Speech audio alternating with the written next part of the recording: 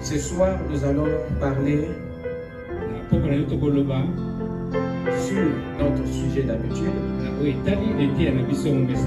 le mystère de sa volonté, précisément sur qu'est-ce que le royaume. Et je vais, par la grâce de Dieu, insister ce soir sur le premier point de la définition.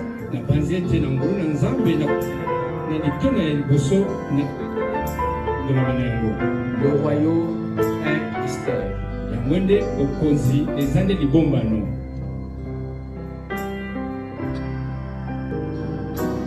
Amen. Que le Seigneur nous bénisse. Nous remercions le Seigneur pour ce privilège qu'il nous a encore accordé cet après-midi. De venir encore apprendre de lui. Amen. Le prophète disait, le drame le plus fatal qu'il n'ait jamais connu, c'est de voir un mortel quitter la terre sans avoir connu le Seigneur. Et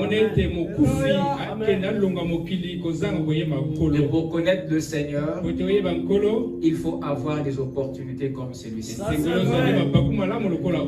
Voilà pourquoi nous devons racheter le temps. Nous ne devons jamais croiser les mains. Nous ne devons jamais laisser que le monde puisse nous ravir le temps. Ça ne doit pas être facile pour lui de s'emparer de notre temps. Car si César peut recevoir autant de nous, souvenez-vous que Dieu aussi attend plus que ce que nous donnons à César. Amen. Amen. Nous payons la dîme en espèces, mais nous devons aussi payer la dîme du temps. Ça, c'est une vérité qui doit s'ajouter. La dîme du temps. Amen. Chacun de nous doit avoir au moins 2h40. Vous prenez le nombre des heures que vous avez dans la journée et vous appliquez la formule. Vous aurez un certain nombre d'heures et de minutes que vous êtes censé consacrer à Dieu dans la prière et dans la lecture. Car Dieu vous réclamera le temps. Amen. Amen. Alors sans plus tarder, nous allons rapidement prendre nos Bibles. Nous allons lire à deux endroits. Commençons dans Matthieu chapitre 6, le verset 33. Ensuite, nous irons dans Matthieu 13, le verset 43.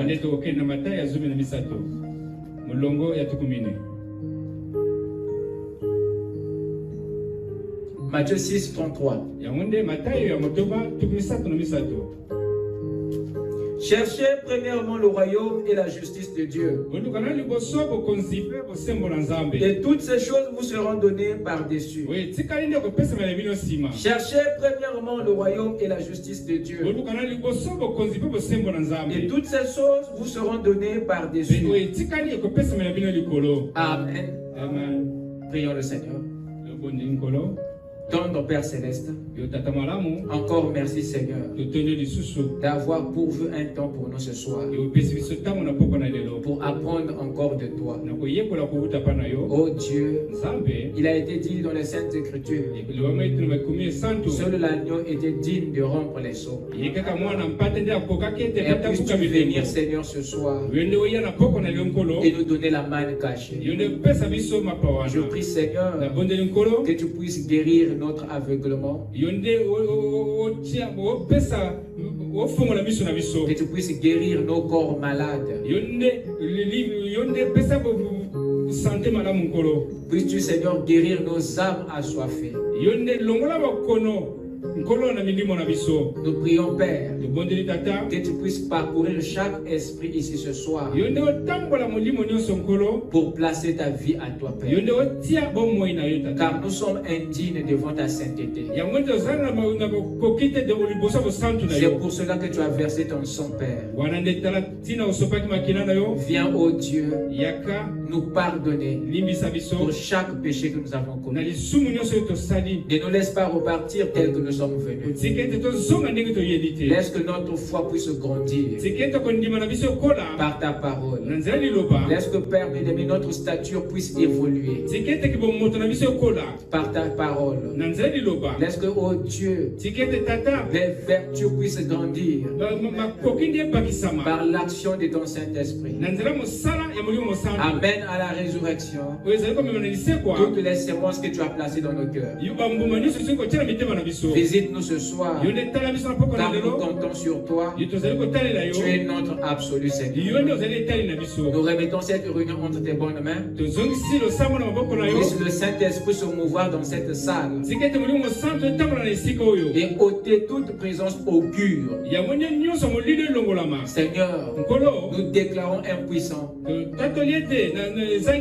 tout esprit qui ne confesse pas ton nom, tout esprit de distraction, de sommeil, d'envoûtement, nous les chassons d'ici. Nous leur donnons d'aller dans les lieux arides, sans chemin de retour. Et le Saint-Esprit, Père, puisse prendre le contrôle de cette salle et de nos âmes. Accorde le Père, circoncis la bouche qui va parler,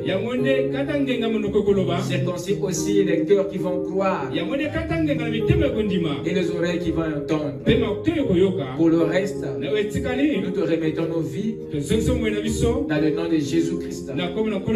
Amen. Je vous prie de vous asseoir pendant que nous ouvrons dans Matthieu chapitre 13, le verset 44.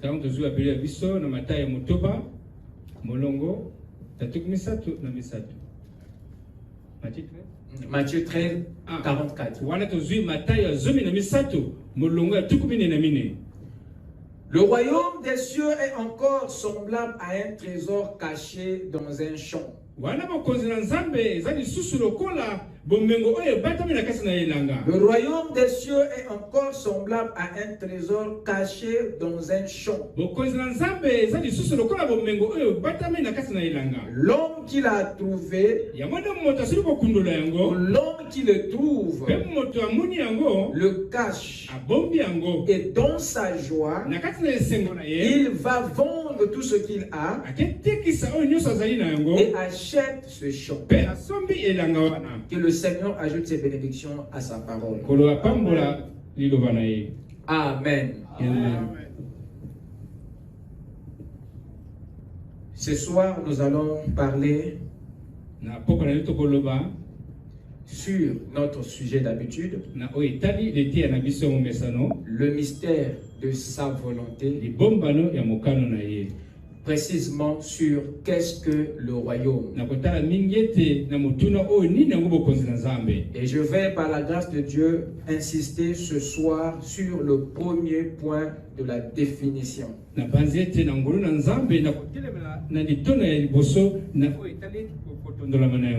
Le royaume est un mystère.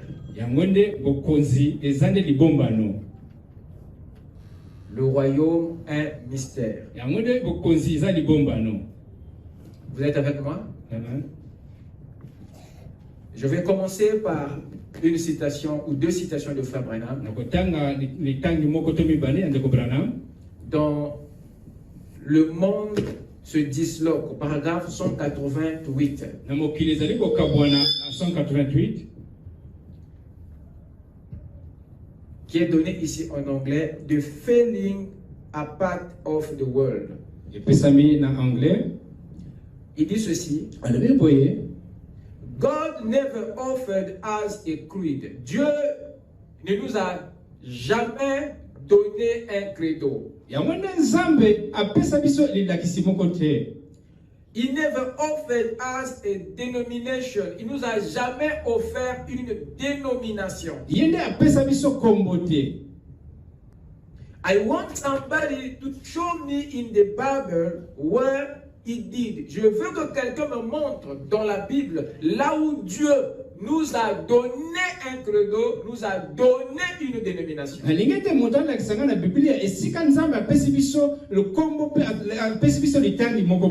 can show you where he told you not to do it. Je peux vous montrer dans la Bible là où il nous a interdit de le faire. Montrez-moi là où Dieu a dit de le faire. Vous dites, ou vous me dites, Frère Branham, what did Jesus offer men? Qu'est-ce que alors Jésus a donné, a offert à l'homme?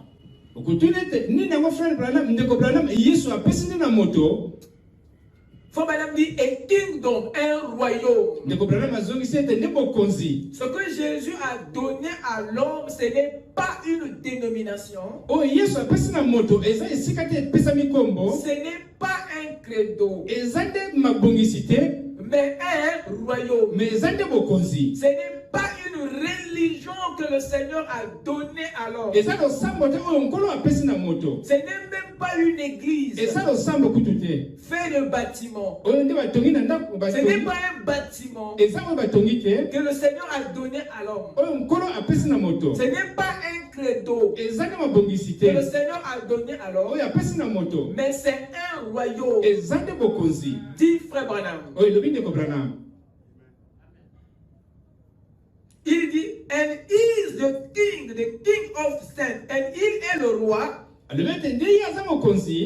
roi des saints. Le Seigneur des seigneurs. He offered us a kingdom. Il nous a offert un royaume.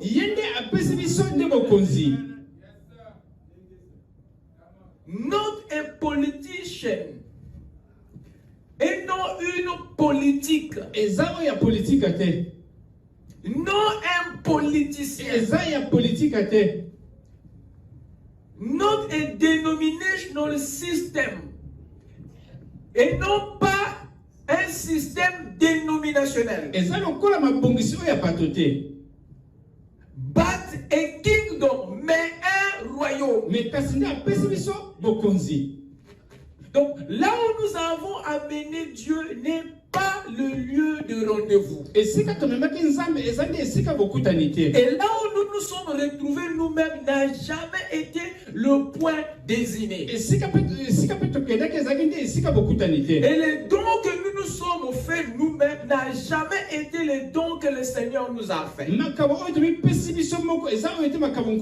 choses que nous nous sommes données n'ont jamais été ce que le Seigneur nous avait donné.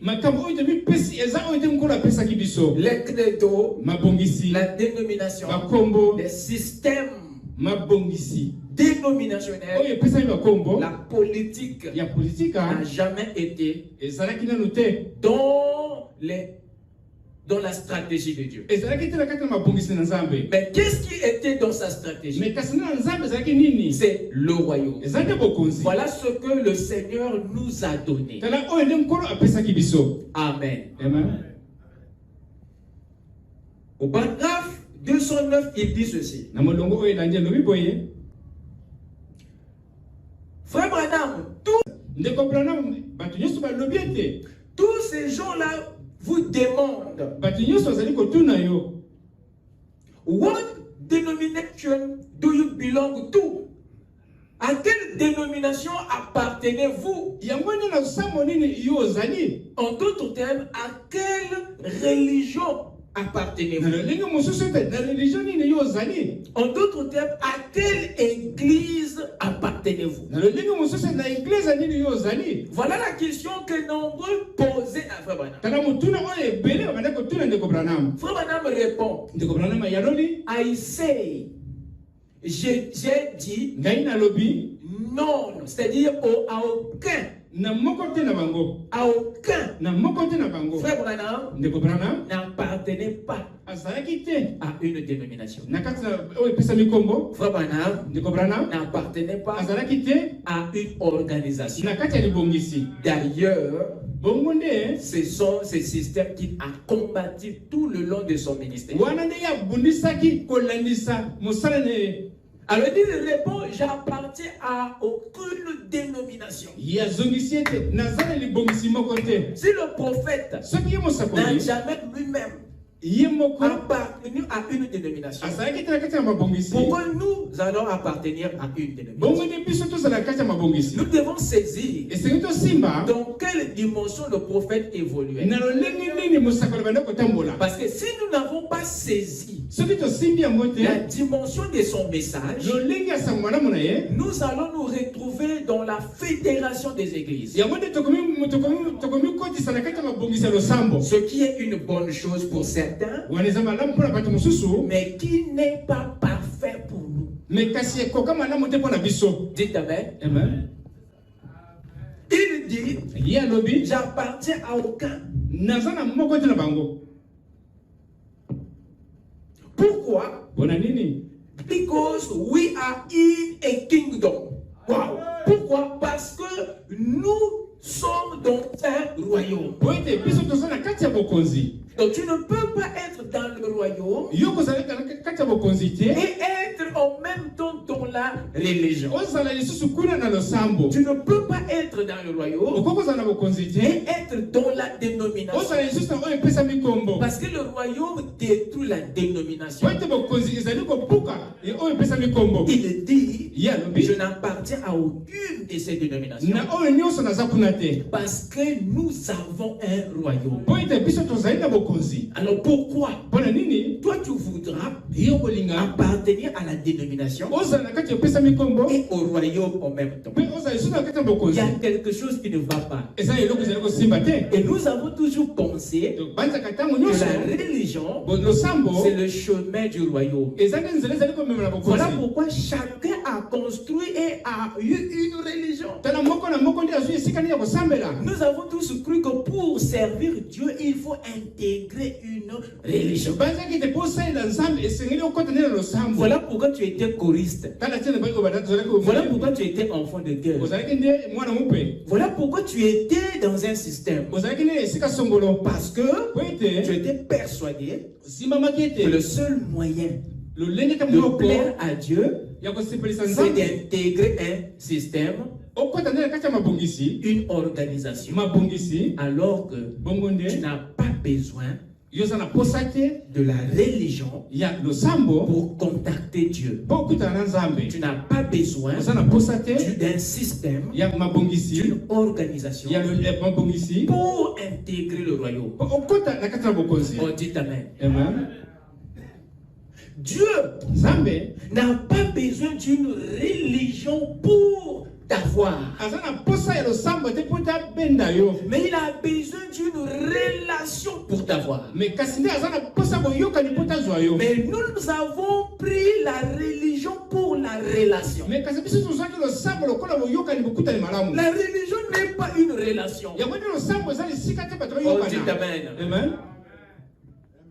La relation avec Dieu se trouve dans le royaume. Alors dans la religion, il y a tout qui nous garde loin de Dieu et de son royaume. Mais vous ne pouvez pas être conscient de ça. Mais comme nous sommes en train de pénétrer dans ce grand mystère, nous allons voir quels sont les pièges de la religion et quel est le travail que la religion a abattu sur l'homme. Dites amen. Même la colonisation, la traite négrière, c'était le fruit de la religion. La religion était l'actionnaire de ce grand projet. La religion a accentué cette affaire, cette servitude. Nous y arriverons et vous serez condamnés. Parce qu'aujourd'hui, le diable s'est caché derrière la religion pour cacher toutes ses opérations diaboliques. Parce qu'il sait qu'en étant religieux, vous aurez du mal d'avoir des mauvaises pensées à son égard. Voilà pourquoi elle est inconnue. La bête. Dites Amen. Il dit que parce que nous sommes dans un royaume. Alors cette personne lui pose la question. Ok, si vous êtes dans un royaume, alors où est-ce que vous vous réunissez? Donc, pendant que le prophète essaie de donner des éléments de réponse clairs à ce frère, ce frère reçoit les réponses du prophète, mais avec la pensée de la religion. Parce que s'il ramène ça, c'est parce que pour lui, le royaume dont le prophète lui parle est toujours une religion. Il dit alors, dis-moi, où est-ce que vous vous réunissez? Où est-ce que vous vous allez? Et frère madame lui dit, nous nous réunissons dans les lieux célestes en Jésus-Christ. Donc le gars a travaillé pour recevoir des réponses religieuses. Et le prophète aussi s'est arrangé de lui donner des réponses du royaume. Et ça, c'est une maladie dont beaucoup de nous souffrent aujourd'hui. Malgré que tu lis le royaume, mais toi tu vois la religion. Comment on va se saisir la parole? Dites Amen. Amen. La Bible n'a jamais été écrite au temps de la démocratie. La Bible n'a jamais été éditée au temps des républiques. La Bible a été écrite au temps des royaumes. Donc le système de gouvernement qui prévalait à l'époque où la Bible fut écrite n'était pas l'État, n'était pas la République, n'était pas la démocratie. Mais le système qui prévalait à cette époque, c'était le royaume. Donc si tu n'étudies pas ce que c'est le royaume, tu ne sauras même pas comprendre cette Bible. Parce que le contexte des choses est en rapport avec le système de gouvernement de cette époque. Toi, tu n'es jamais né dans un royaume. Tu n'as jamais fait un tour dans un royaume. Tu es né dans une démocratie, dans une république. Ça veut dire que même ton intellect est fait de façon à ne pas bien comprendre les réalités d'un royaume. Alors c'est déjà là un obstacle pour toi de comprendre ce livre.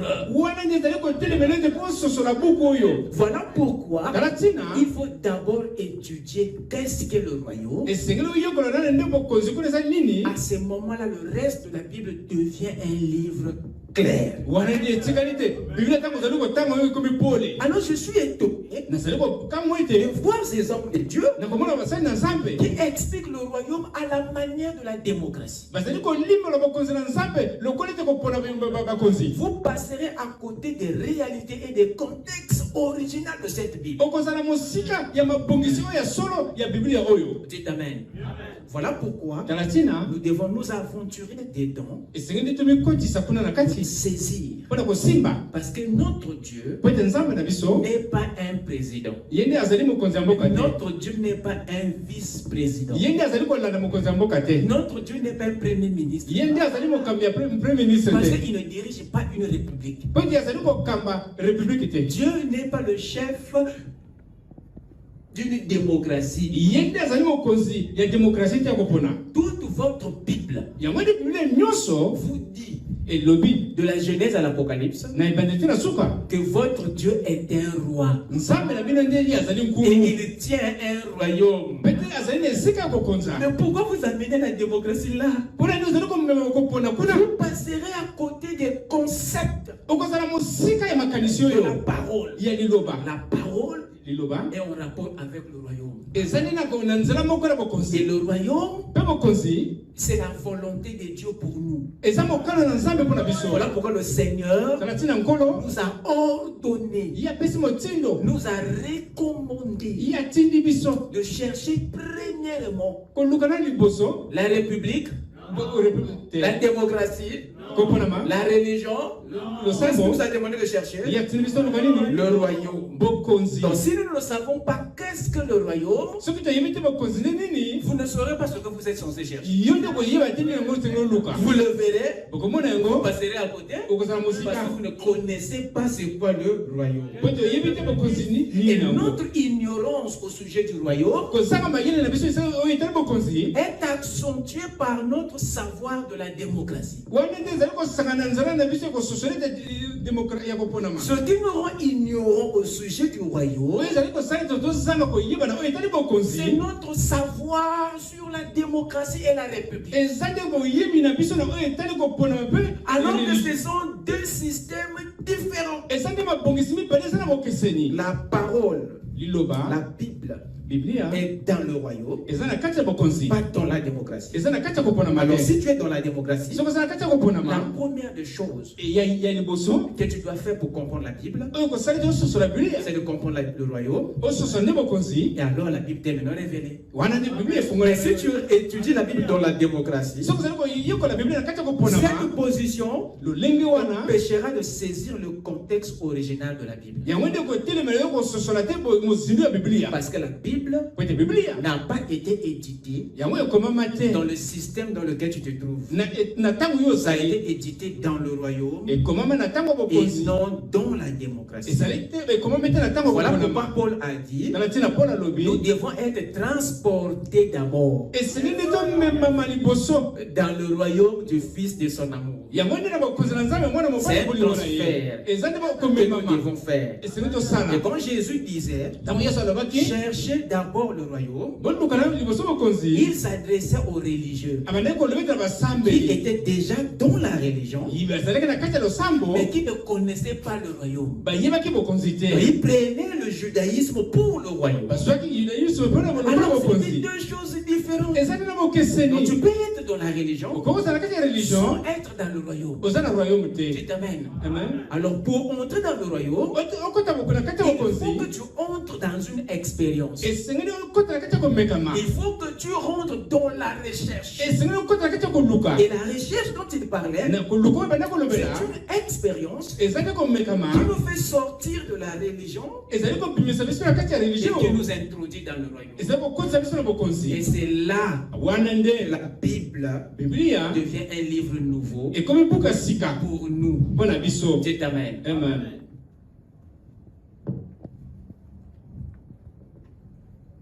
Frère Branham donnait de très bonnes réponses à son frère. Mais le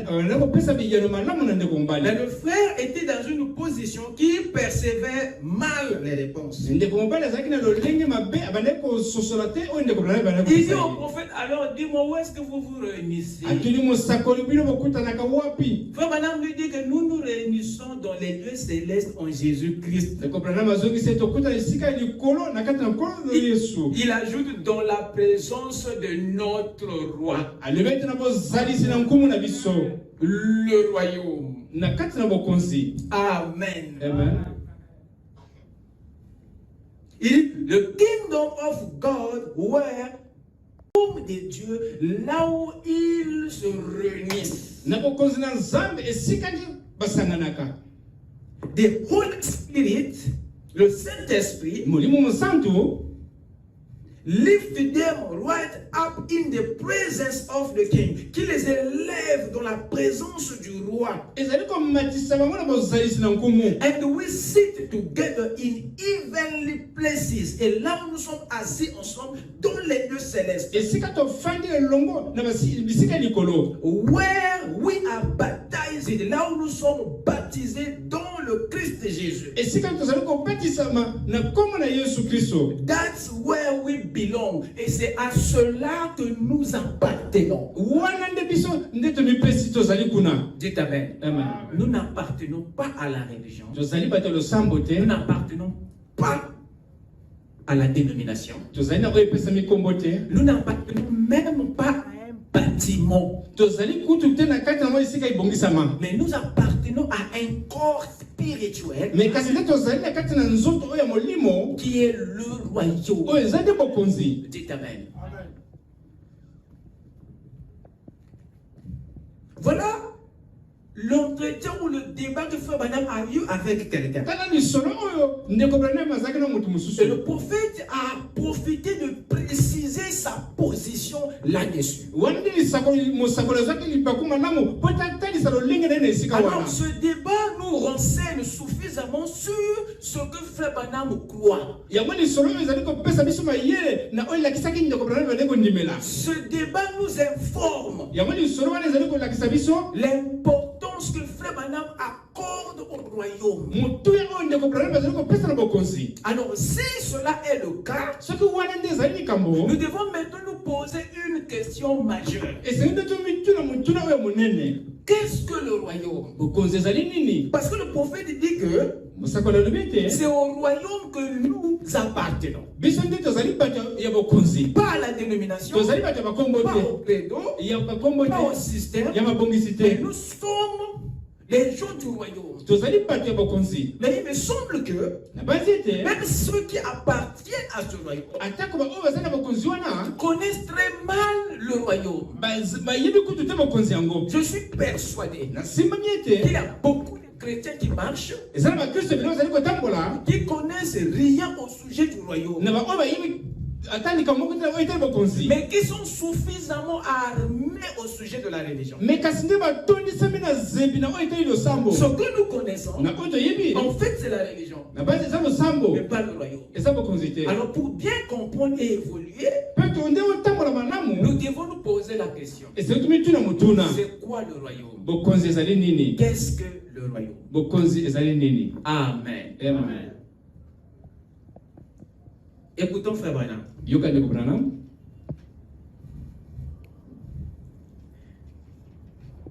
Frère Branham dit ceci dans la prédication: Monsieur, est-ce le signe de la fin?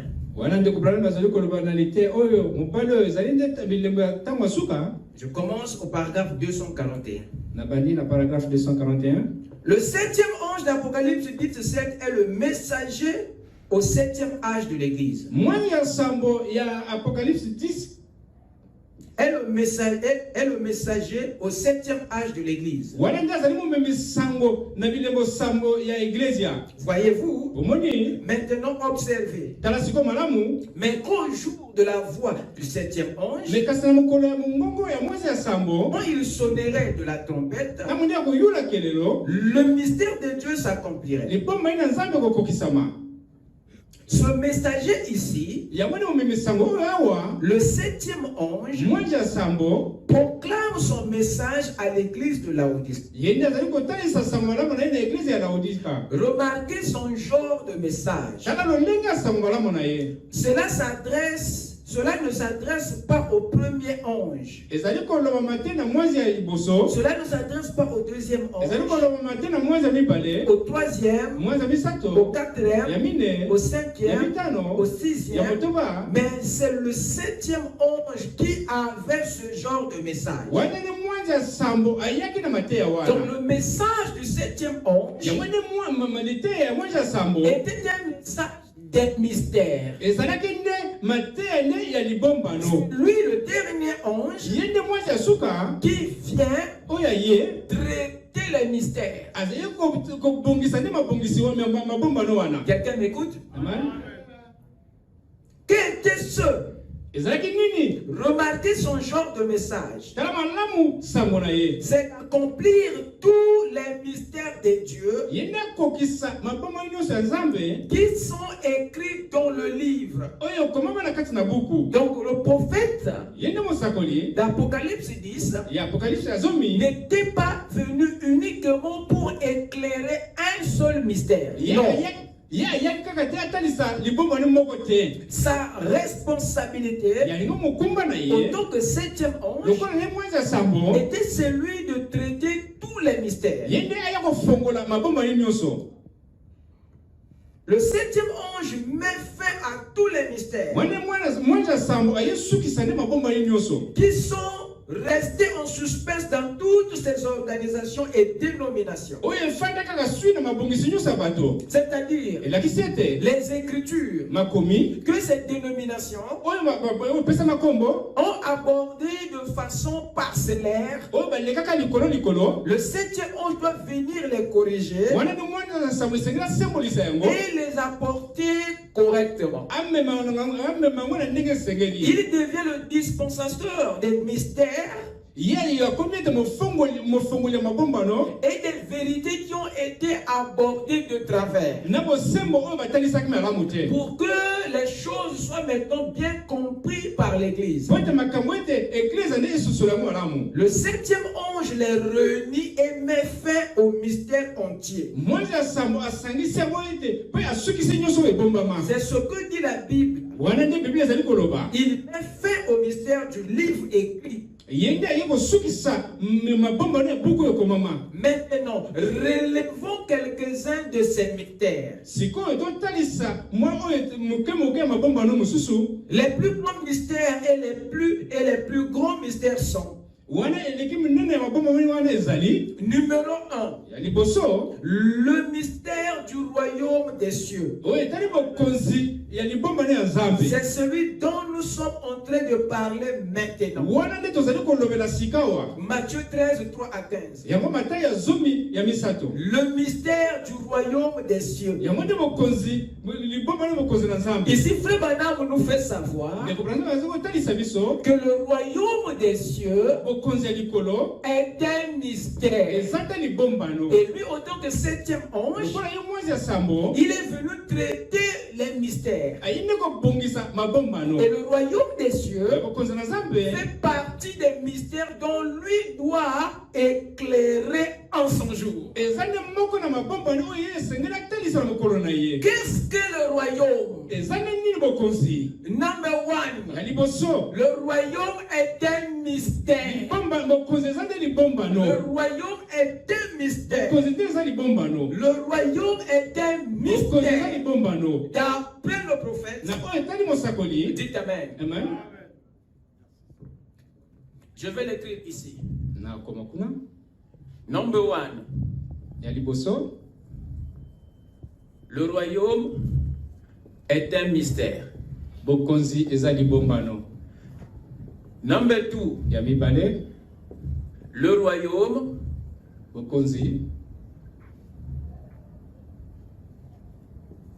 est un âge. Number three, le royaume est une nation. Number four, le royaume est un territoire. Number five, le royaume est un gouvernement ou un règne. Si voilà comment est-ce que nous définissons le royaume. Et le premier point de la définition est l'objet de notre insistance ce soir. Alors la question qui suit dans notre esprit est celle-ci maintenant. En quoi le royaume est un mystère? La réponse se trouve dans la définition que William Branham donne au sujet du mystère.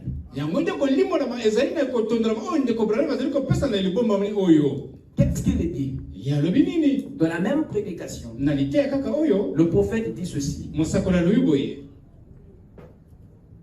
Voici ce qu'est un mystère. Vous êtes avec moi? Amen. Un mystère dont l'écriture est une vérité qui a été préalablement cachée et qui est maintenant révélée divinement,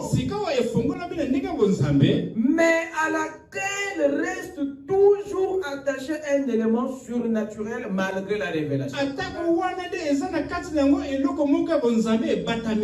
Donc, par cette définition, nous comprenons que le mystère est d'abord une vérité.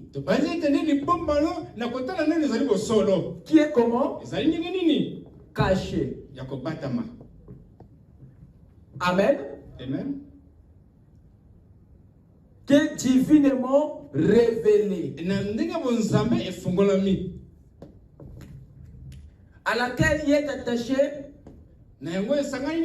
un élément surnaturel.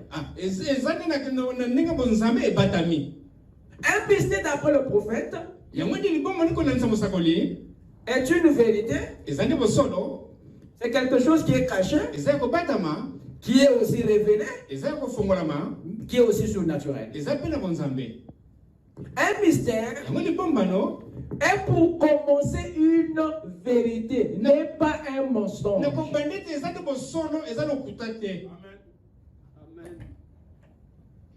Vous êtes avec moi? Amen. Un mystère est pour commencer une vérité. Et cette vérité sera toujours un mystère à cause de l'élément surnaturel. C'est l'élément surnaturel qui fait de cette vérité un mystère. Malgré tout ce qu'on pourra dire au sujet de cette vérité, elle restera toujours un mystère à cause du surnaturel qui est attaché. Voilà pourquoi, même si les choses sont révélées, si on a encore des millions d'années à vivre, nous apprendrons toujours quelque chose de nouveau là-dedans. Parce que la révélation d'une vérité ne met jamais fin au mystère. Parce que cette vérité a un élément surnaturel qui est attaché. Donc le caractère caché, le caractère invisible d'une vérité vient de l'élément surnaturel. Même quand cette vérité vous est apportée, s'il y a un autre auxiliaire qui doit venir, l'élément surnaturel de cette vérité fera que nous puissions découvrir une autre facette de la même vérité. C'est ça qui donne à la parole de Dieu un caractère éternel. Le ciel et la terre passeront, mais jamais la parole. Parce que la parole est une vérité auquel il y a toujours un élément surnaturel. Et c'est ça qui ne mettra jamais fin à la révélation. Voilà pourquoi l'ouverture des sceaux ne peut jamais arrêter la révélation, parce que ces sceaux-là ont un caractère surnaturel. Oh, je parle la première. C'est cela, mon frère. Alors, si le royaume est un mystère, il doit par conséquent être une vérité. Deuxièmement, il doit forcément être quelque chose de caché. Troisièmement, il doit être une révélation. Et quatrièmement, le royaume doit forcément avoir un élément surnaturel. Sinon, le royaume n'est jamais un mystère comme le prophète vient de le dire. Si le royaume est un mystère, alors il doit être une vérité et non un mythe. Le royaume doit être une vérité et non un mensonge. Jusqu'aujourd'hui, il y a beaucoup de mensonges qui ont été dits. Il y a beaucoup de mythes qui ont été montés autour du royaume de Dieu. À tel point que beaucoup dans les églises croient des dessins animés à la place de la vérité. Si le royaume est une vérité, ça veut dire qu'il est une réalité. Qu'est-ce que la vérité? La vérité, c'est une information authentique.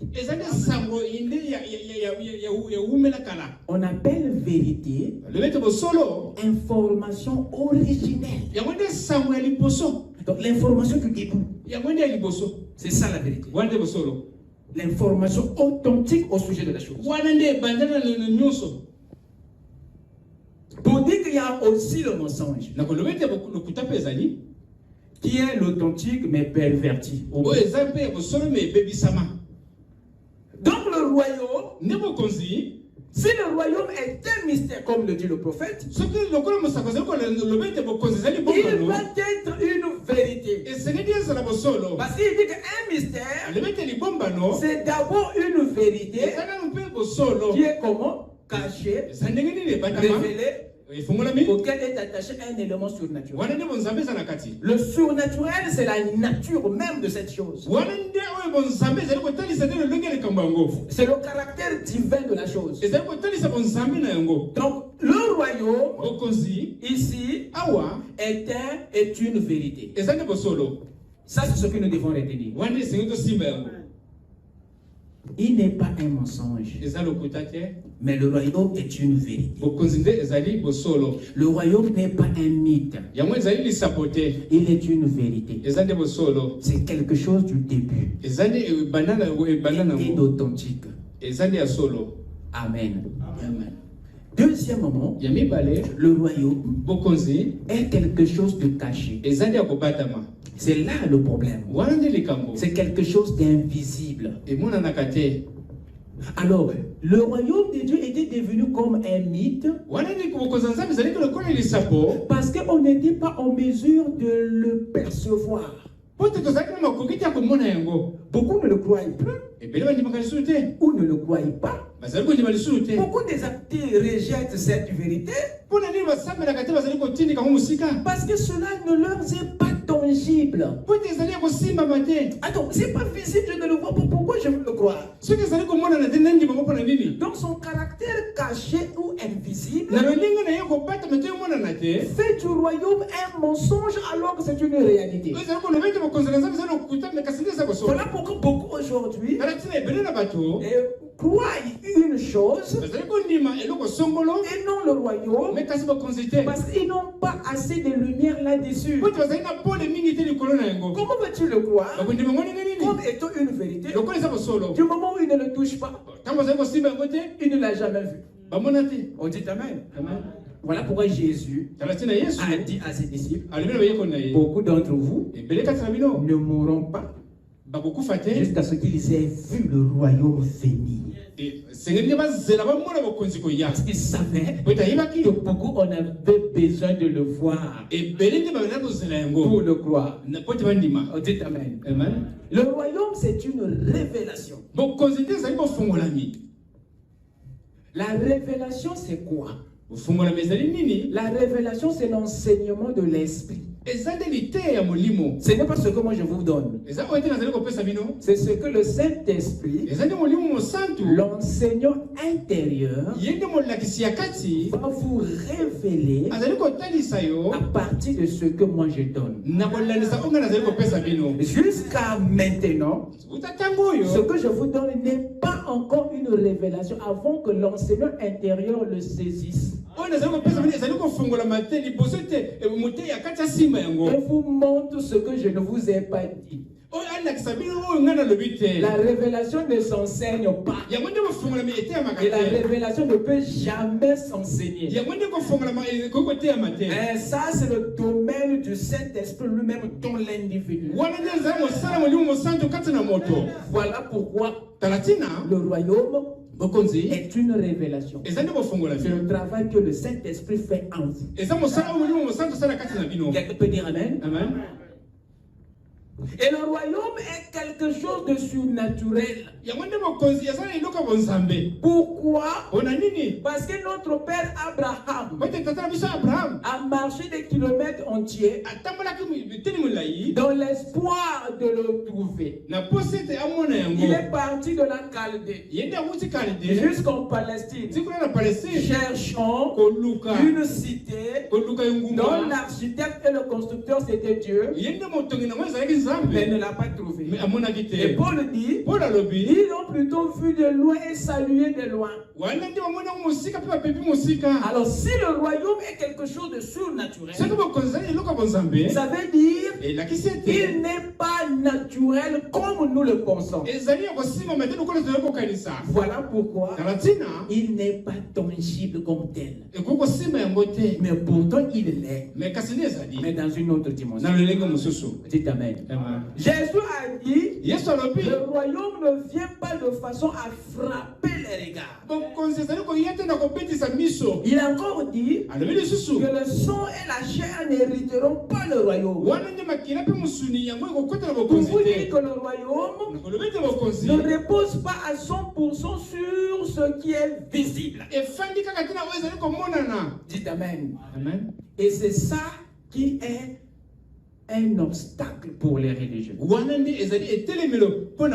Alors si on ne comprend pas ces 4 éléments du mystère, ça veut dire qu'il n'y a aucun mystère que nous allons comprendre. Tous les mystères sont des vérités cachées, sont des révélations, et ils sont tous un élément surnaturel. Des choses qu'on ne peut pas percevoir ou contacter naturellement. Est-ce que quelqu'un m'écoute?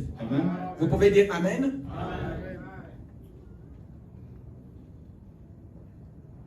Allons-y dans Matthieu 7, verset 21.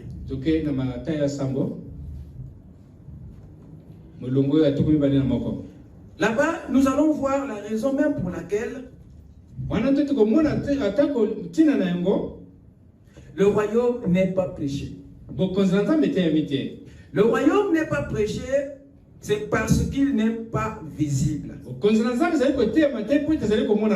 royaume n'est pas enseigné, c'est parce qu'il est caché. Parce que c'est très difficile d'apporter ce que vous ne voyez pas. Il est difficile de témoigner sur quelque chose que tu n'as pas vu. Alors c'est le fait qu'il est réellement un mystère que les gens n'ont rien à dire à propos. Voilà pourquoi la religion ne peut pas le voir à cause de son caractère caché, invisible. La religion est naturelle, mais le royaume est surnaturel. La religion est visible, mais le royaume est caché. Comment un religieux va percevoir ce qui est invisible? Quelque chose doit se passer en toi pour que tu vois ce qui est invisible. Tu dois avoir part à une expérience pour voir Dites amen. Amen. Qu'est-ce que Jésus a dit à Nicodème? Il dit, si tu ne nais pas de nouveau, tu ne peux pas voir. Voir quoi? La religion? Non, parce que la religion est visible. Il dit, si tu ne nais pas de nouveau, Nicodème, tu ne peux pas voir un et entrer. Vous comprenez pourquoi le royaume est caché aux religieux? Parce que Nicodème était un religieux. Mais ce n'était pas encore un citoyen du royaume. Il croyait trouver le royaume dans le judaïsme. Mais le Seigneur lui a montré que la porte du royaume, c'est la nouvelle naissance. Si tu ne nais pas, l'œil de l'âme ne peut pas voir cette chose qui est invisible dans la religion. Ce n'est que quand la chose devient perceptible que vous pouvez maintenant la voir. Amen. Matthieu 7. Écoutez ce qui est dit ici au verset 21.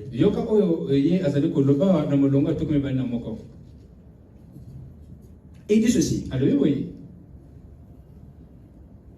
Ceux qui me disent,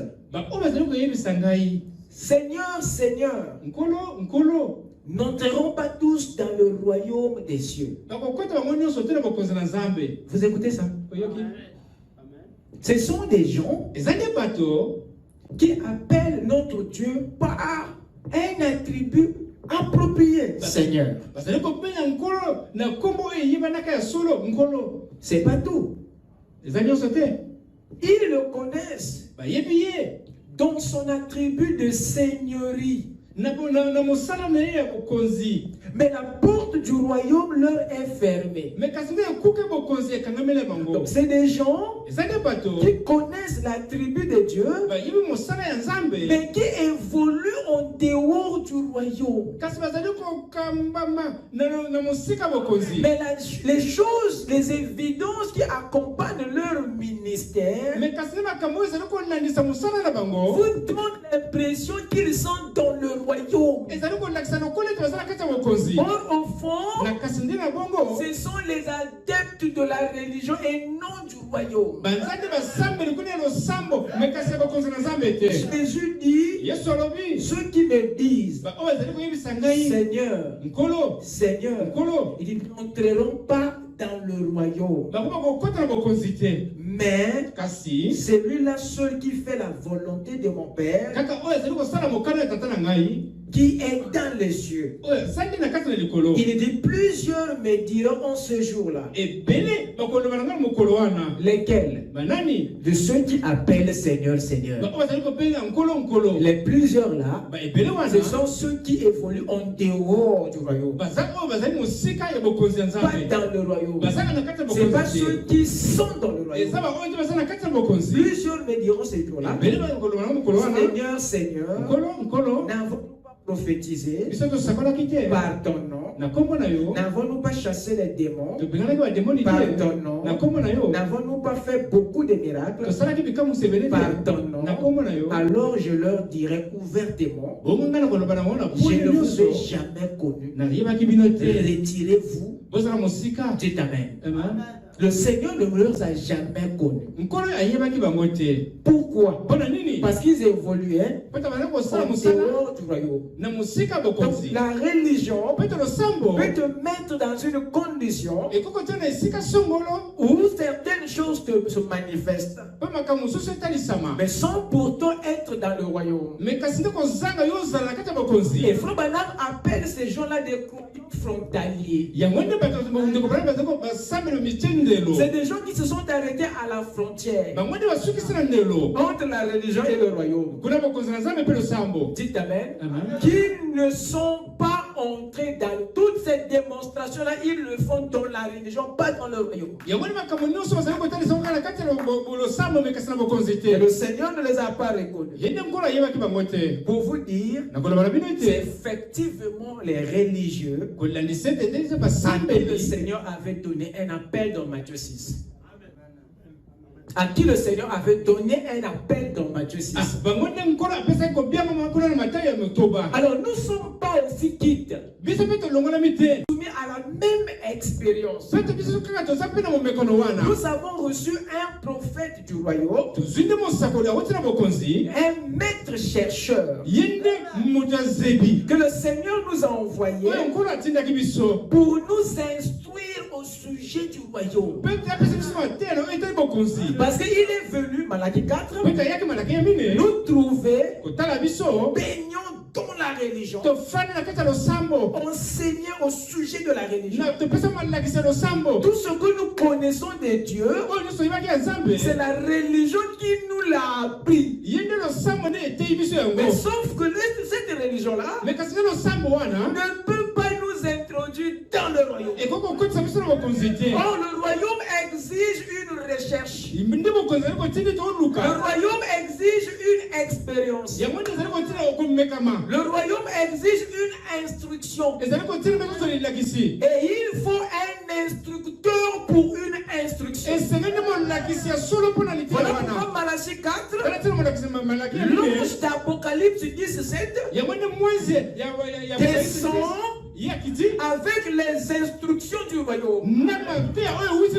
C'est lui qui vient maintenant nous instruire au sujet du royaume. Parce que nous avons été instruits au sujet de la religion. Alors, sachant ça, cela peut nous amener à être rejetés comme cela. Voilà pourquoi Malachie 4 vient. Le prophète d'Apocalypse 10 vient pour nous enseigner, nous expliquer, nous instruire au sujet du royaume. C'est lui qui vient lever le voile. C'est lui qui vient ôter les mystères qui entourent le royaume. Pour que nous soyons maintenant aptes à le voir. Et que notre entrée dans le royaume soit effective. Est-ce que je peux entendre un amen? Malachie 4 était venu pour nous prendre de la religion et nous introduire dans le royaume. Voilà pourquoi il a la responsabilité de nous expliquer ce qu'est le royaume et comment on fait pour y entrer. Dites amen. On n'est né jamais dans la religion, mais on adhère. N'est-ce pas vrai? Mais dans le royaume, on n'adhère pas. Dans le royaume, on est né. Et ça, c'est ce que William Branham est venu nous dire. Oh, dit amen. Alors, comme il y a un élément surnaturel qui est attaché au royaume, malgré la révélation que le 7e ange fait sur le royaume, cela n'enlève pas l'élément surnaturel. Voilà pourquoi les auxiliaires de Malachie 4 doivent venir pour traiter cet élément surnaturel. On dit amen. Pour que le mystère soit continuellement ouvert pour nous. Amen. Écoutez, ouvrez avec moi, prenez le verset 44 de Matthieu 13. Appréciez-vous la parole? Amen. Matthieu 13, 44. Le royaume des cieux est encore semblable à un trésor caché dans un champ. Ça, c'est Jésus qui nous dit que le royaume des cieux est semblable à quoi? À un trésor. Qu'est-ce qu'un trésor? Un trésor est un amas de choses précieuses mis en réserve quelque part. Il dit que le royaume est un amas des choses précieuses mis en réserve, mais cachées. Donc, vous voyez, par les Écritures, nous comprenons que le royaume est toujours une affaire mystérieuse. Amen. C'est la plus grande ressource, c'est la plus grande bénédiction que l'homme ait jamais trouvée sur la terre, le royaume. Ce qui revient de dire que quand tu trouves le royaume, c'est fini, tu as tout trouvé. Parce que Dieu est dans le royaume. Les anges sont dans le royaume. La parole est dans le royaume. La révélation est dans le royaume. Le royaume, c'est une plénitude. Tout ce dont tu as besoin dans ta vie. En commençant par Dieu, jusqu'aux choses naturelles, se trouve dans le royaume. Parce que le royaume, Jésus le définit ici comme un trésor. Et un trésor est un amas de choses précieuses mis en réserve quelque part. Et il dit ici que le royaume des cieux est semblable à un trésor caché. C'est tellement précieux que le Seigneur ne veut pas le mettre à découvert. Oh, amen. Voilà pourquoi vous comprenez que c'est si difficile pour apporter ce genre d'enseignement. C'est si difficile pour la religion de nous décrire le royaume. Même le ciel seulement est difficile pour religieux de le décrire. Il y a un problème. Le royaume des cieux est semblable à un trésor qui est comment caché. Alors cela montre déjà que ce trésor-là est un mystère. Il dit l'homme qui le trouve le cache encore. Il y a quelque chose qui ne va pas. Posez-nous la question. Le royaume est un trésor qui est caché. Vous savez dire que non, c'est invisible. Mais non, comment cet homme-là l'a trouvé? Il l'a trouvé parce qu'il l'a cherché. Dites amen. Il a cherché de quelle manière? Avec quels yeux il l'a trouvé? Ça veut dire que le royaume est une affaire invisible qui nécessite des yeux de l'esprit pour le voir. Donc cette recherche n'est pas une recherche naturelle. C'est une recherche de l'esprit. Dites amen. Qui ne se fait pas avec la chair, mais qui se fait avec la théophanie. On peut dire amen. Et comment il le trouve? Il dit il le cache. Alléluia. Amen. Il le cache. Donc le secret devient encore un secret.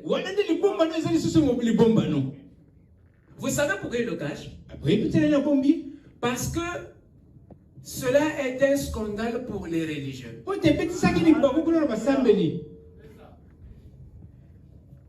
Même si tu le dévoiles aussitôt que tu l'as trouvé, le monde te traitera de fou. Pourquoi? Parce que pour eux, c'est un mythe. C'est un mensonge. Et Jésus, on l'a abattu. Parce qu'il présentait le royaume pendant que les pharisiens attendaient qu'il présente la religion. Le lieu qui le trouve le cache encore. Et dans sa joie, la joie révèle un réveil. Remarquez, il n'avait pas la joie quand il cherchait. Il a eu le réveil quand il a trouvé quoi? Le royaume. Pour dire, si vous avez besoin d'un réveil, ce n'est pas la religion qui va vous le donner, mais c'est le royaume qui va vous le donner. Dites amen. Ce n'est que quand on aura trouvé le royaume, il y aura maintenant le réveil. Alors on prendra toute la religion qu'on a connue, on l'empaquette dans les sacs et on le vend. Parce qu'on n'en a plus besoin. Lorsqu'on trouve la chose de valeur, on oublie le reste. Même si les autres choses nous ont aidés à découvrir le royaume, mais quand on découvre le royaume, la religion n'est plus importante. Amen. Parce qu'on rentre dans un réveil perpétuel et éternel. Voilà pourquoi l'homme qui l'a trouvé, il est dans la joie. Il s'en va vendre. Il ne regrette même plus. Les peuvent. Il ne regrette plus. Parce que dans le royaume, il y a plus que ça. Dites amen. Le réveil que produit le royaume annule le réveil que produit la religion. Et cet homme se sépare avec le reste. Parce que le royaume, c'est la priorité de Dieu pour nous. Je peux entendre un amen. Je vais terminer. Que Dieu te bénisse. Luc 17. Luc 17. Commençons à partir du verset 20. C'est une écriture que vous connaissez déjà. Les pharisiens demandaient à Jésus quand viendrait le royaume de Dieu.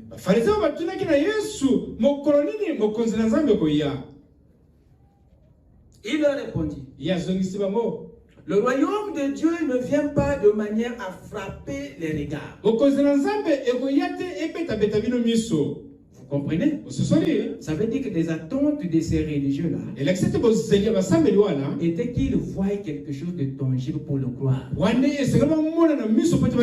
Et Jésus garde le royaume, il le garde dans le monde invisible. C'est pas quelque chose que vous verrez physiquement comme ça. C'est pas parce que vous ne le voyez pas qu'il n'est pas vrai. Il ne vient pas comme la religion. Non.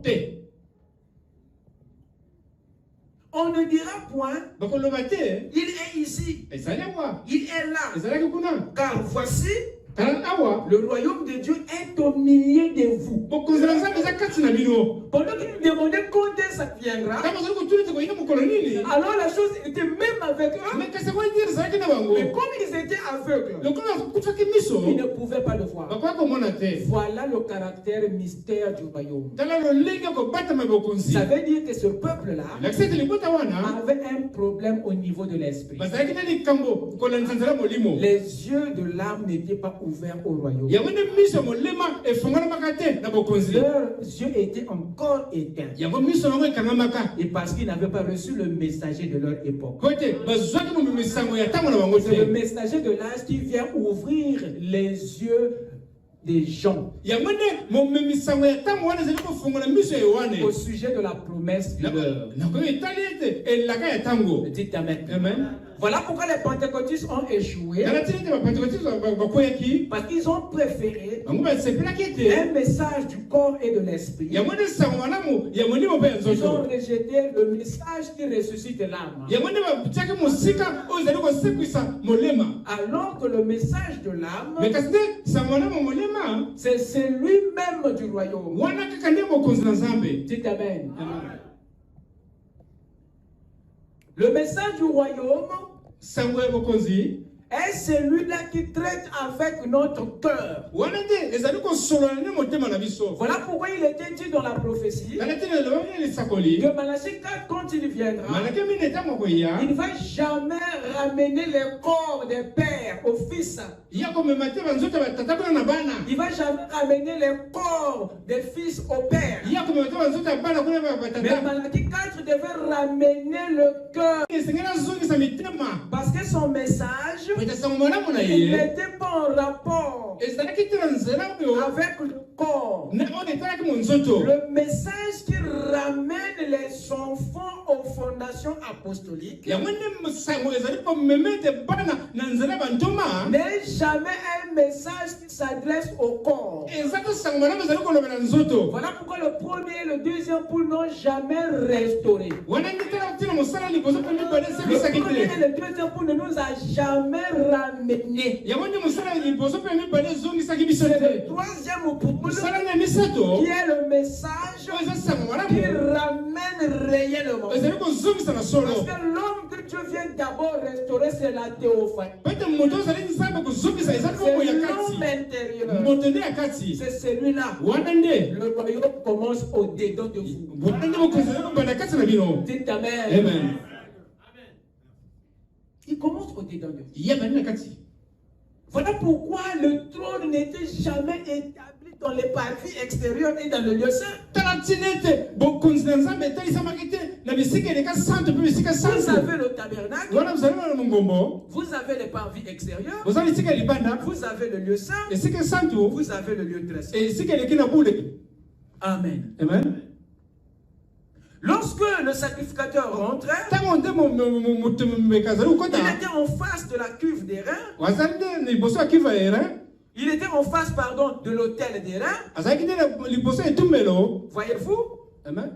Et ensuite, il y avait la cuve des reins.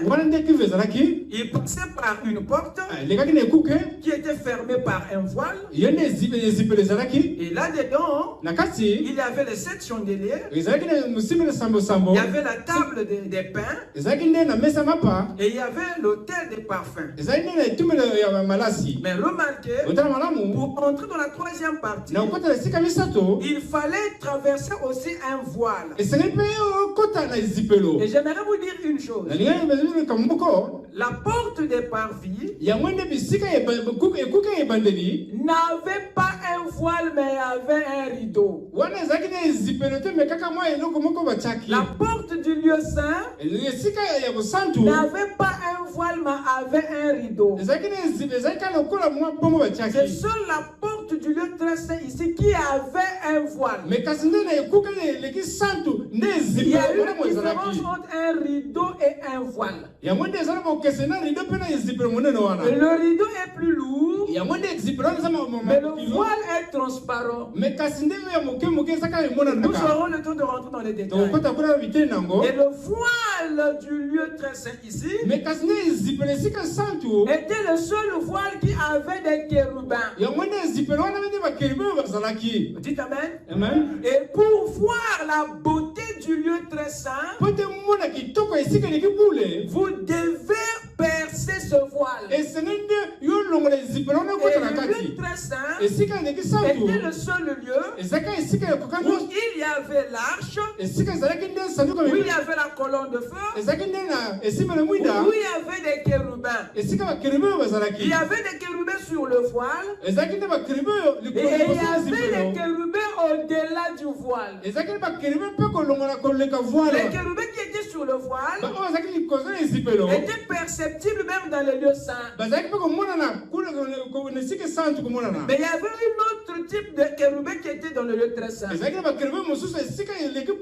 Lorsque vous rentrez dans la dernière partie du temple, vous êtes en face d'autres messagers, d'autres types de prédicateurs,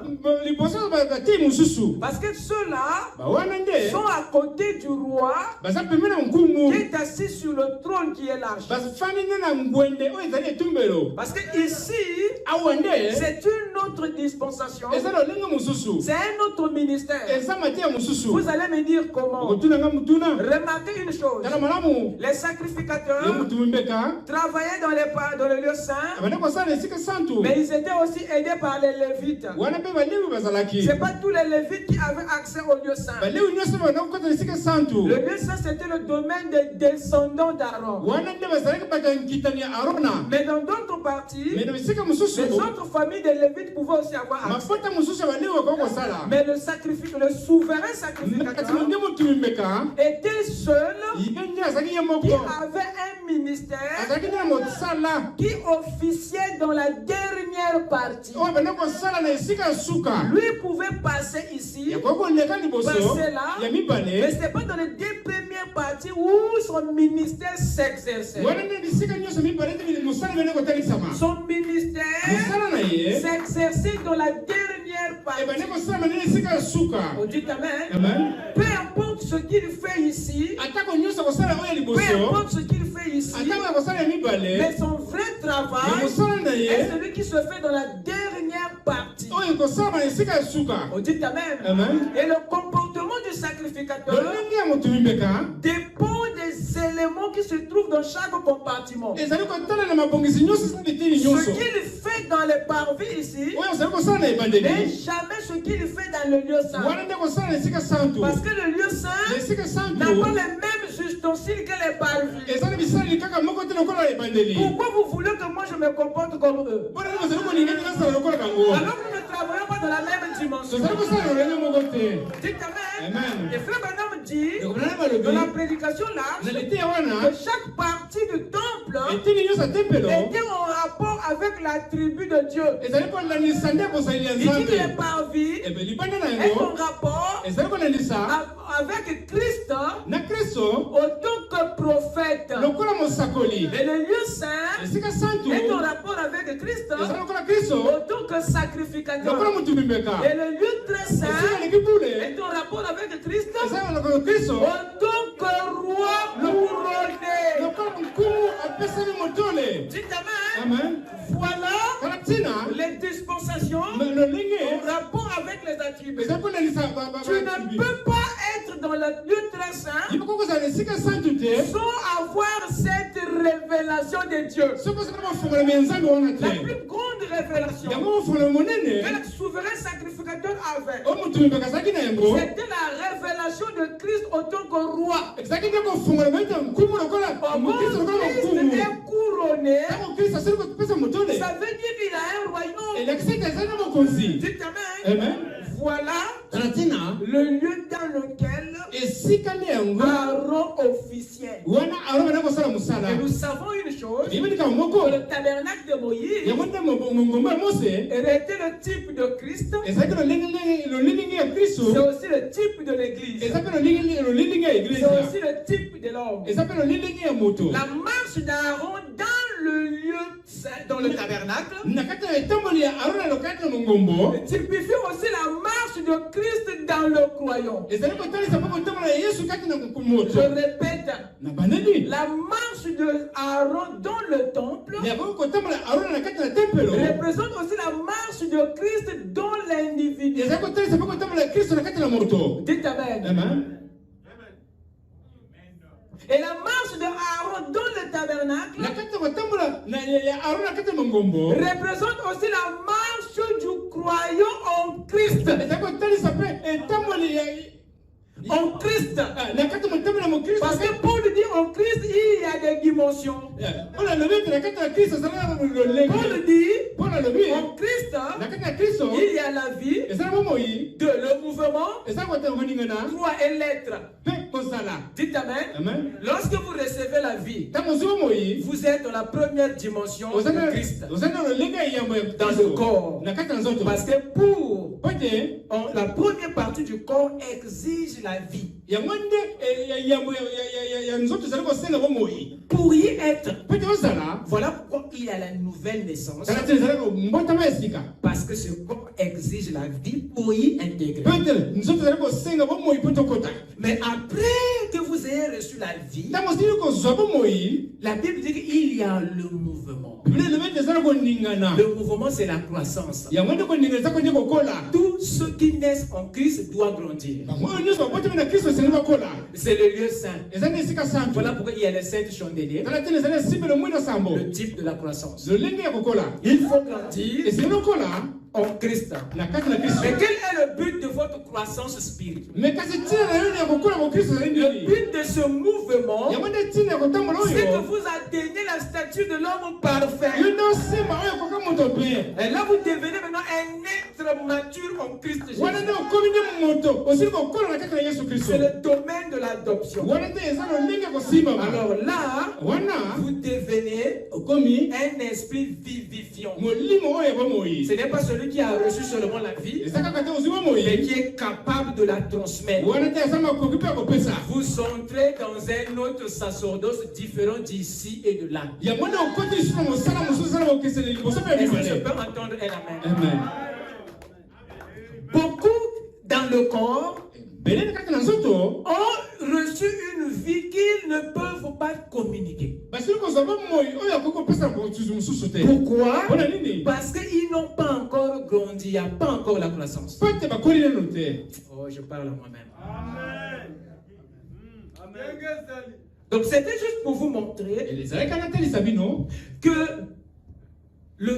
la troisième partie, c'était le lieu de travail d'Aaron. Et il est le type de l'âme. Il est le type de l'objectif de Christ, représenté ici par Aaron. Lorsque Dieu entre dans votre vie, son objectif, ce n'est pas vous guérir votre corps. Vous écoutez ça? C'est en passant qu'il guérit le corps. Mais ce n'est pas ça son objectif. Quand il passe ici dans le lieu saint, son objectif ici, ce n'est pas guérir les afflictions de l'esprit. Ce n'est pas parce qu'il le fait. Ce n'est pas parce qu'il le fait que c'est là son objectif. Son objectif, c'est le salut de votre âme. Alors le sacerdoce du corps est différent du sacerdoce de l'âme. Parce que les 2 premières parties du tabernacle sont en rapport avec les 2 premiers pôles. Mais la dernière partie est en rapport avec le 3e pôle. Ce n'est plus le message de William Branham, mais c'est le message du roi lui-même dans le 7e ange. Voilà pourquoi William Branham devait recevoir l'épée d'un roi, non l'épée du roi. Et cette épée a 3 caractéristiques. Montrer que c'est l'évangile du roi dans le lieu très saint, le royaume. Et c'est là où nous sommes. William Branham n'a jamais laissé l'épouse dans le 1er et le 2e pôle. Le prophète nous a laissé dans le 3e pôle. Pourquoi vous venez commencer dans le 1er? Ce n'est plus votre dispensation. Vous ne connaissez pas le chemin. C'est clair. Dites amen. Oh, laissez-moi terminer.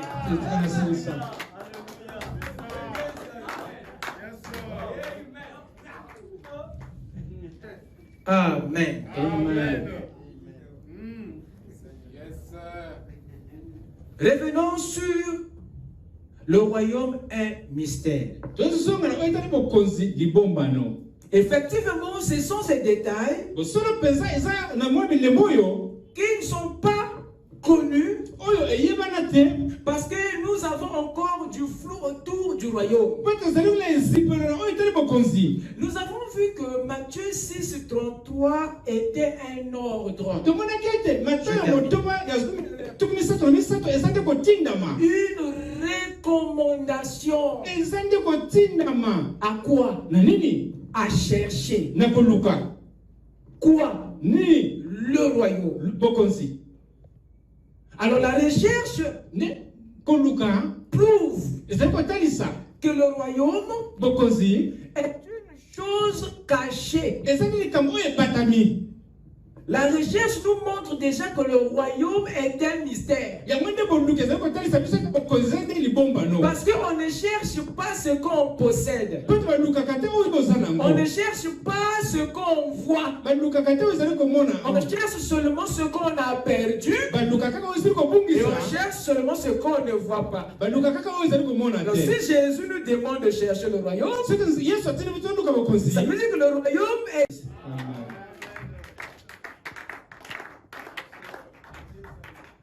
Voilà pourquoi Malachie 4 va venir nous aider dans cette recherche. C'est lui qui nous aide à trouver. Parce que c'est à lui que Dieu a donné le message, les instructions au sujet du royaume. Nous, on ne le connaît pas. Mais lui le connaît. Dites Amen. Il nous faut faire confiance au messager de l'âge. De la même manière que le disciple devait faire confiance à Jean-Baptiste. Parce qu'il y avait plusieurs agneaux en Israël. Chaque maison avait son agneau. Chaque juif avait son agneau.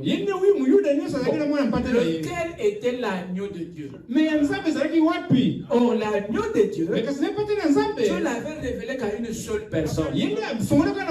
Dans le désert. Et c'était Jean. Donc si vous ne vous confiez pas à Jean, vous n'allez jamais connaître lequel des agneaux est l'agneau de Dieu. Chacun ira immoler son agneau. On pense que c'est ça.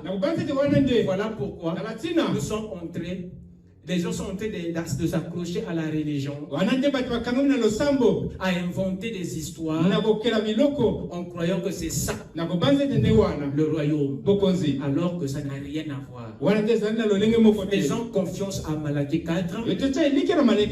L'ange d'Apocalypse 17. C'est lui qui connaît le royaume. Parce que c'est lui qui nous a appris que c'est un mystère.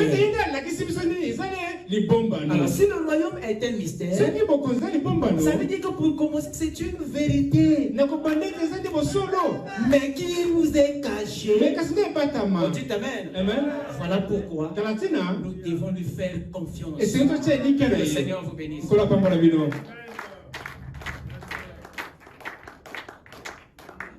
Amen. Lèvons-nous.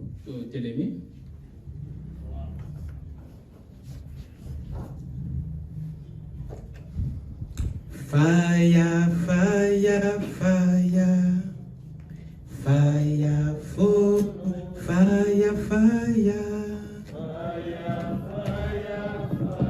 fire, fire, fire, fire, oh, fire, follow me, as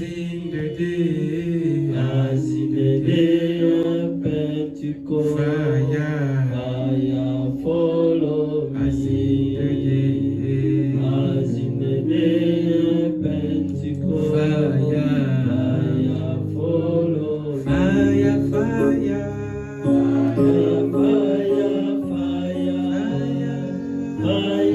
follow me, fire,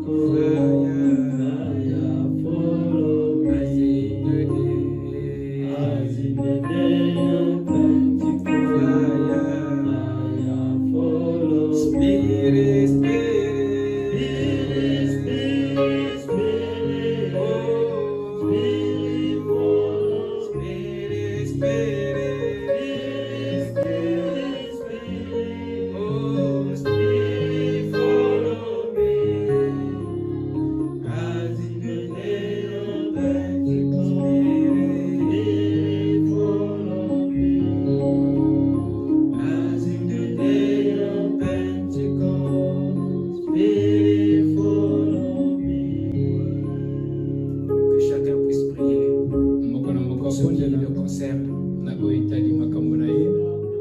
Prions tous le Seigneur.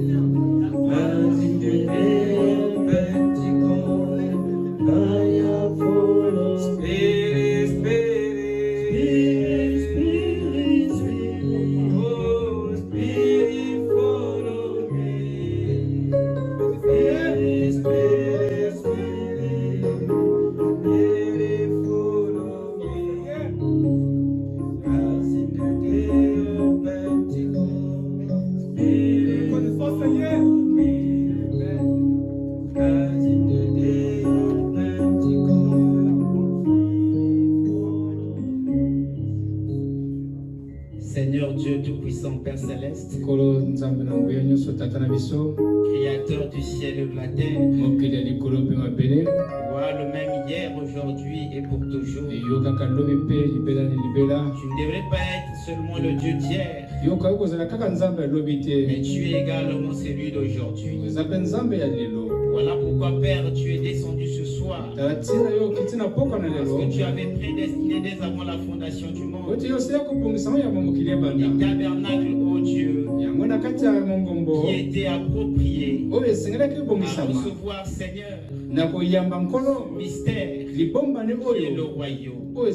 Seigneur Dieu Tout-Puissant, Père Céleste, nous étions envahis par des Philistins, par la religion, Seigneur, à tel point que nous étions accrochés au rite qui se faisait dans le parvis extérieur, dans le lieu saint, alors que l'essentiel de la chose se trouvait dans le lieu très saint. Et c'est ce que tu viens de nous révéler ce soir, parce que tu nous avais aimés, Seigneur. Voilà pourquoi nous te disons merci, Père. Oh Dieu Tout-Puissant, de nous envoyer, Père, de nous avoir envoyé William Marion Branham, qui nous a, oh Dieu Tout-Puissant, Tout-Puissant dit de rechercher le royaume. Et tu l'as révélé le royaume. Et dans la continuité, Seigneur, ce soir tu es en train de faire la même chose. Ton serviteur Gershon. Merci Seigneur. Oui Seigneur. Ce don Père tu as donné afin de saisir Seigneur ces secrets mystères et de les communiquer à nos cœurs Père, le lieu au Dieu Tout-Puissant et tu as placé ton trône pour notre âme Père. Père au Dieu Tout-Puissant, que nous puissions rentrer Père dans ces secrets mystères afin que nous devenons au Dieu ce royaume. Comme nous l'avons vu Seigneur dans le temps passé Père, lorsque tu étais au jour de ta chair et pourtant tu étais le royaume, et tellement tu ne frappais pas de regard, ils t'ont rejeté. Nous croyons que Père, ce groupe-ci, tu les feras ce même royaume. Ils attireront pas peut-être les regards, mais nous croyons que nous sommes le royaume. Merci pour ta parole Père. Laisse que ces vérités mystères puissent accompagner chacun de nous. Et que Père, si la religion nous avait engloutis, nous croyons que par ta parole ce soir, nous sommes guéris au nom de Jésus. Merci pour tes merveilles Seigneur. Bénis ton serviteur, puisse le oindre davantage, afin qu'il continue à être une bénédiction pour nous. Il y a des multitudes, oh Dieu, qui se meurent Père et qui quittent la terre sans connaître ces vérités. Et c'est la voix du 7e ange qui continue à naviguer, qui a donné ce soir c'est également naviguer dans les ondes afin de rattraper l'élu qui a été prédestiné. Bénis au Dieu Tout-Puissant, chacun de nous Père, donne-nous encore un moment comme celui-ci pour venir dans ta maison afin de goûter tes mystères. Bénis ton serviteur, le moindre du dedans et du dehors. Bénis sa maison au Dieu. Laisse que Père, que tu les gardes toujours et que tu donnes les moyens possibles, les facultés nécessaires au Dieu à sa maison Père, afin que au Dieu Tout-Puissant qu'il soit au Dieu, au Père, bénédiction pour cette maison. Accorde le Père.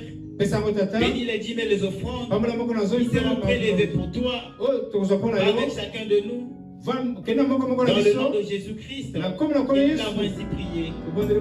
Amen.